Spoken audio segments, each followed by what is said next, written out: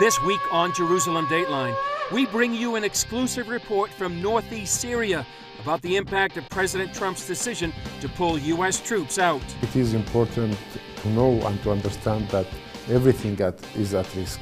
Plus, the seldom told story of a new representative form of government rising in the Middle East. It's completely new in the Middle East, and I'd say it's completely new in the whole world. And Christians in the crossfire. They're warning of a new genocide and praying for help.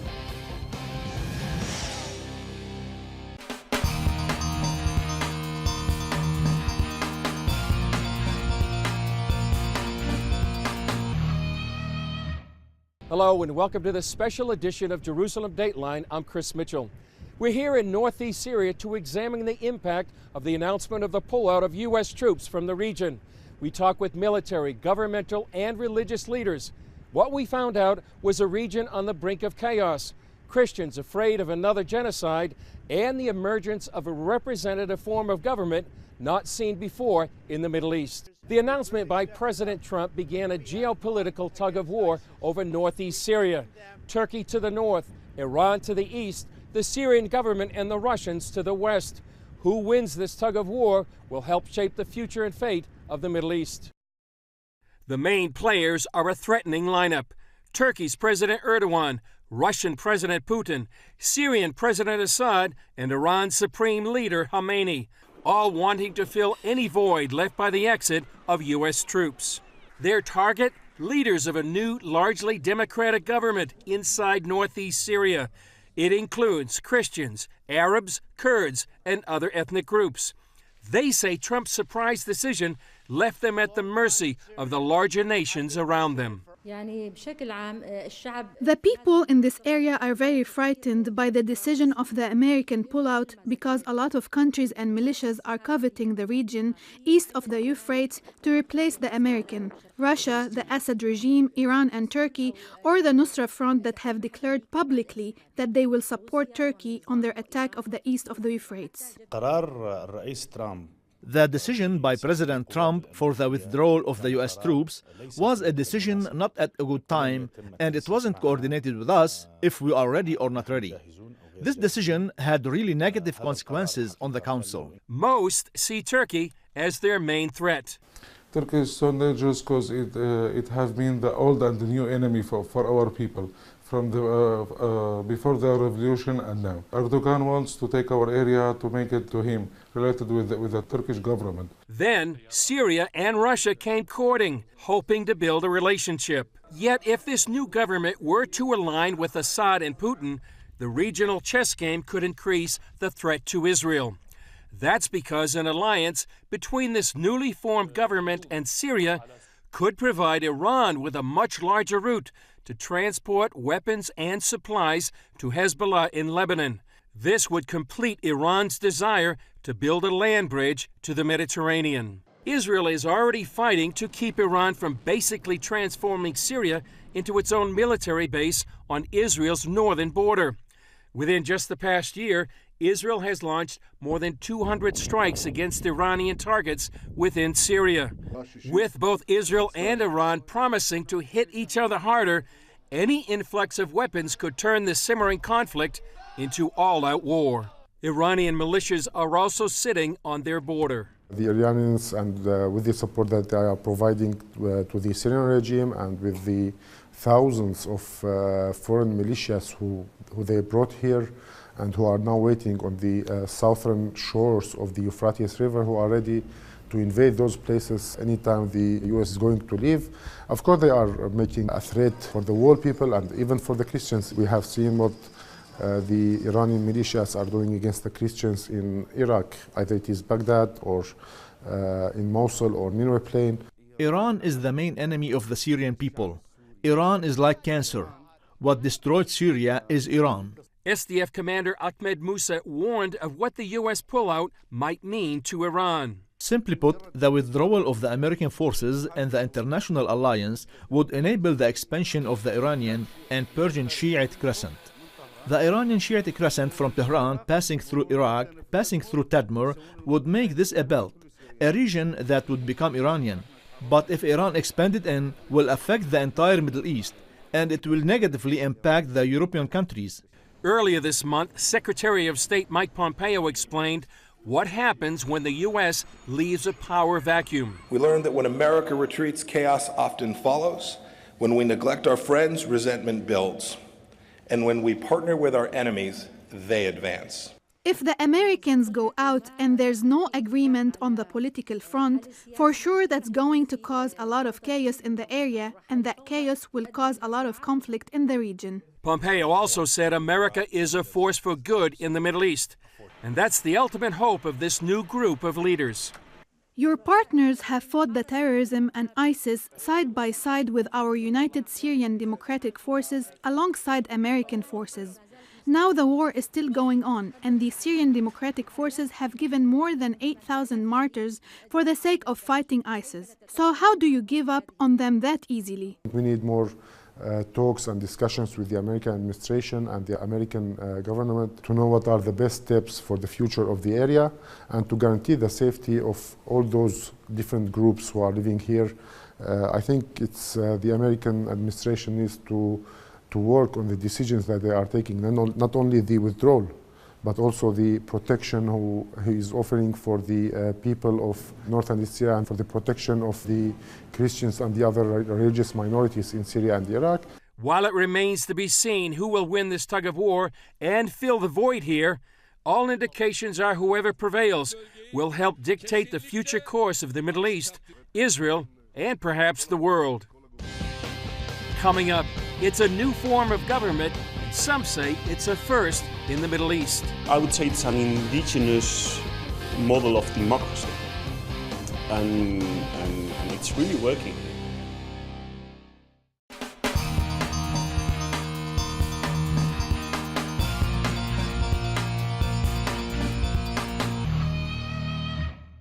One of the major stories here in northeast Syria is the emergence of a representative form of government that represents all the peoples like the Kurds, Christians, and Arabs. It also preserves religious freedom and emphasizes the role of women. Called the Self-Administration of Northeast Syria, or SANS, it controls a third of Syria, between the Tigris and Euphrates rivers. Some 4 million people live within its borders. After the Syrian revolution began in 2011, the Assad regime began to pull out of northeast Syria. Then the people of this region had to fight both Al-Qaeda and then ISIS. These two major developments led the people of this region to form a representative form of government not seen in the Middle East before. Truly, as I have mentioned before, the self-administration of northeast Syria, and also in this management, all the minorities are from northeast Syria, from Kurds, Arabs, and Syrians, and Turkmen, and other minorities. It's a federal system of government like the U.S. and makes the role of women a priority. The charter calls for 40% of the representative body to be women. Of course, after the revolution in North and East Syria in 2011, the women in Syria in general, and especially in northeastern Syria, have proven themselves in all fields, and it started with joining the military by joining the Qasadic forces and the Syrian Democratic Forces in freeing much of the region side by side with the men. And it has also extended to administration. Certainly, a woman can free and support and join in all the campaigns, and she can also be perfect for administrative work. Why the priority? Because women are the half of the society. Men and women complete the society. This village meeting is one of the regional women's centers designed to train women to play a role in society. They've also made a place for Christians. Because this project is democratic, and for the first time it has recognized us as Syriac Christians and recognized our language, culture, and even our religion. As Christians, I think this is our homeland and this is the cradle of Christianity eventually, and either with our language and culture that was the same language and culture of Jesus Christ, or even through our ability to pray, our ability to build our churches, our ability to gather together and to administrate our religious beliefs. This Church of the Brethren is the only evangelical church in Kobani. One of the church leaders says this would never have been allowed under the Syrian regime. It's one more sign of the religious freedom under the self-administration of northeast Syria. The region has given us permission in the context of the administration of northeast Syria, and like this we will continue. Concerning the church, we can express our rituals with complete freedom. The new government wrote a social contract in 2014. In their preamble it states, the charter proclaims a new social contract based upon mutual and peaceful coexistence and understanding between all strands of society. It protects fundamental human rights and liberties and reaffirms the people's right to self-determination. It's completely new in the Middle East, and I'd say it's completely new in the whole world. Freelance journalist Carlos Zurituza has covered this new government for several years. What these people are actually doing is rebuilding themselves, starting from scratch after decades of repression by the Assad regime. So literally from day one, since 2012, since they liberated their territories, they are in the process of reconstructing civil society, integrating the different components in the region, not just Kurds, it's Arabs, Armenians, Syriacs. Zurituza says this unique experiment could be a bridge to the West. It's very much an experiment which is going on, which is happening for the first time in history, which could spread throughout the region. Because outside here, there's literally nothing similar. They look to the US and Europe as their inspiration. I am fond of America. The American people are free. They are a democratic people. And as a region here, we want to create a model like the European countries as people, Muslim, Christians, Yazidis, create a community that is a small Europe in the Middle East. As U.S. allies, they fought ISIS and lost thousands of men and women. Today we have given up martyrs in this region. And the number of martyrs is what has given us the motivation to go back and fight. And we wish from the US President and we wish from the American people that they would not disappoint us and stand with us. They want the US to play a role in this new democracy. Truthfully, President Trump is a president of a great country. And we in northeastern Syria, along with the American army and the soldiers of the International Alliance, have accomplished much and gained globally. And not only for northeastern Syria, because we fought our biggest terror threat in the world. That's why the great country, USA, should play a role that supports independence and creates a political process that would serve all the minorities that are in northeastern Syria and Syria in general. Yet Zurituza says this is a fragile democracy. The Turkish border is right there. Erdogan has always made his plans very, very public. And the regime is controlling the city center here in Kamishlu.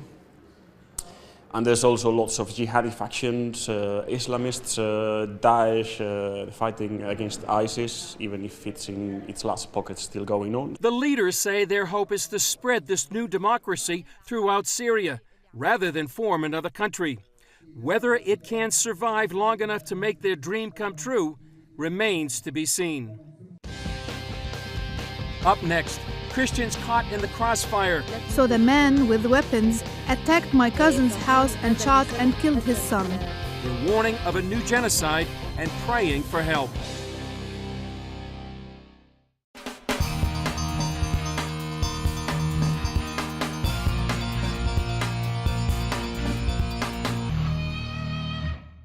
With the pullout of U.S. troops, Christians here in northeast Syria told us their future hangs in the balance.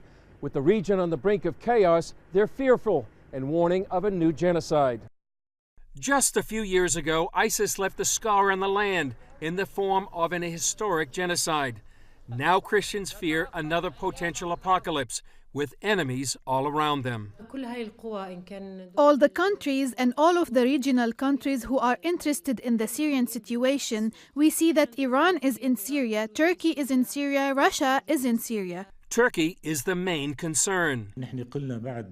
After the threats of Erdogan to this region that he wants to take the place of the great force of America, we felt danger because of this void.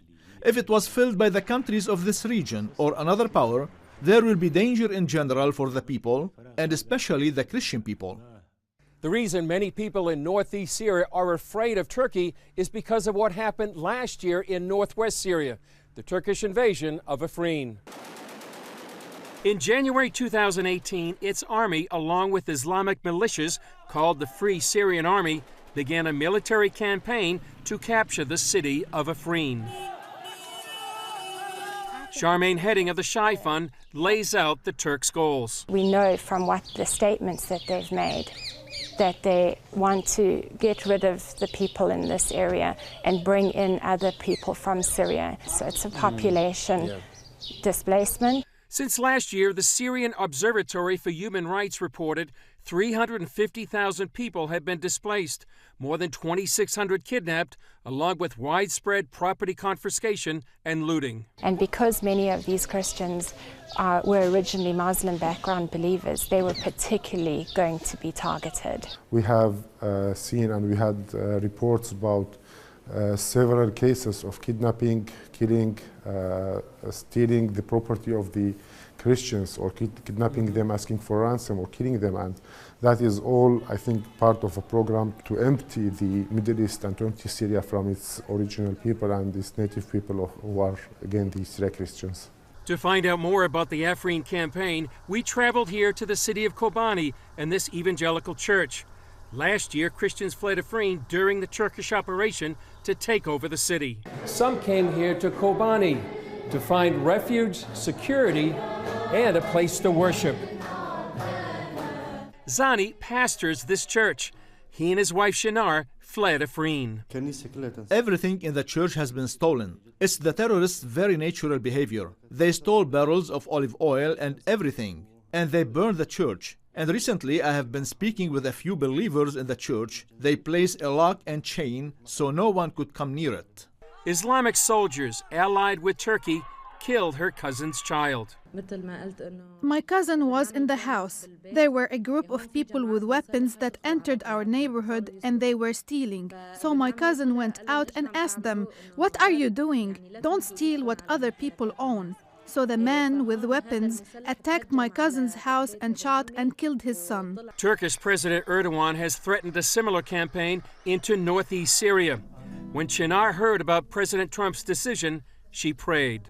Our situation was very hard. It means we had prepared ourselves, prepared our suitcases, especially we Christians.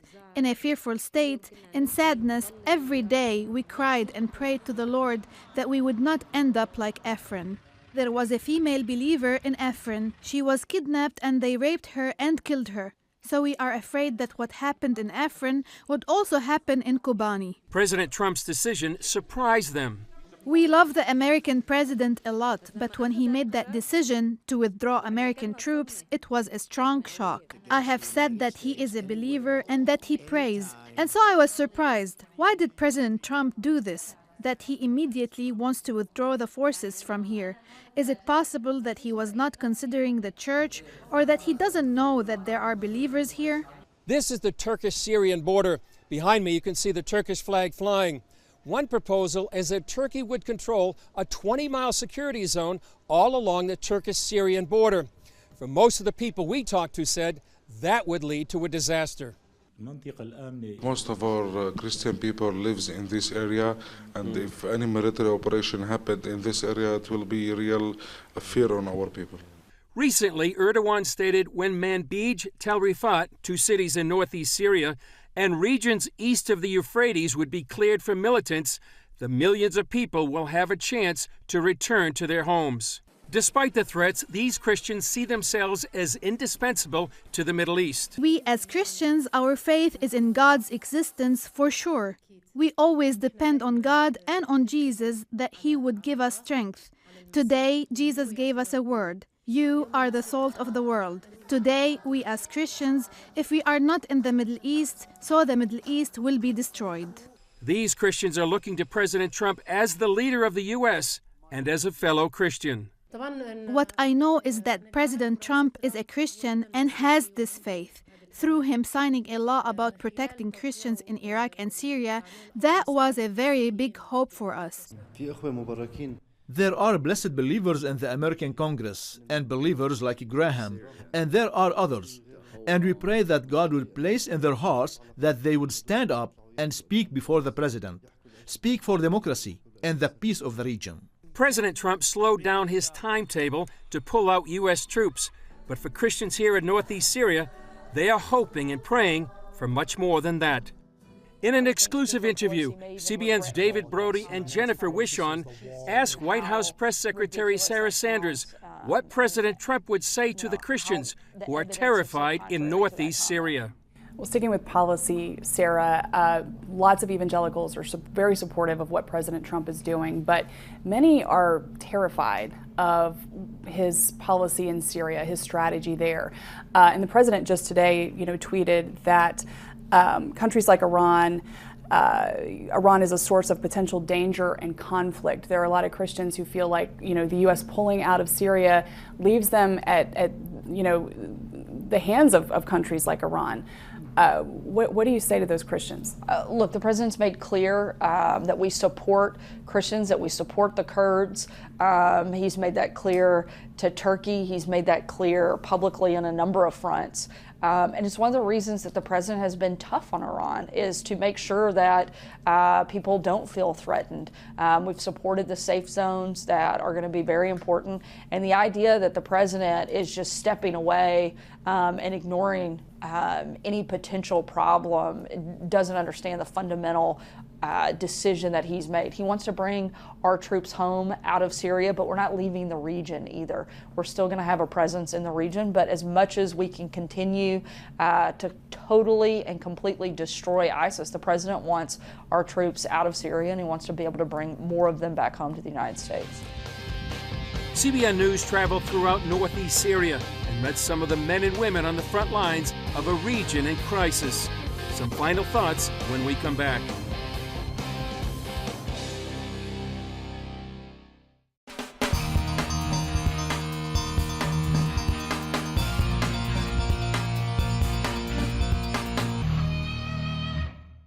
From Kobani to Kamishli, we traveled several hundred miles to hear the voices of the political, military leaders, Christians, and soldiers on the front lines of this geopolitical tug of war. We heard the hopes of a new form of government, the fears of a coming disaster, and pleas that even at this late date, the decision by President Trump could be reversed. They asked for support for the world to recognize them and ask for prayer. Please pray for these people, this region, and the future of one of the most strategic places on earth, from the Tigris to the Euphrates at this time in history. I'm Chris Mitchell. We'll see you next time on Jerusalem Dateline.